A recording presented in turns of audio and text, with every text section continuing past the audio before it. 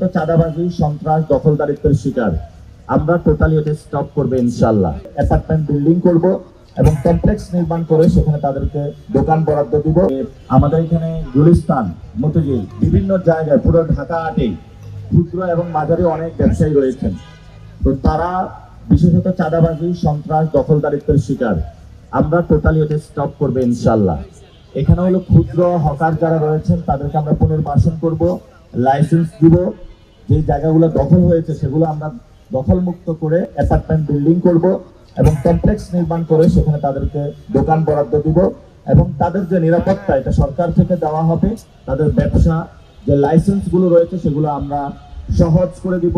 তাদের যে লোনের ব্যবস্থা রয়েছে আমরা ঢাকা আটে সবার মধ্যে এই ব্যবস্থাগুলো ছড়িয়ে দিব এবং সহজ করে দিব ইনশাআল্লাহ।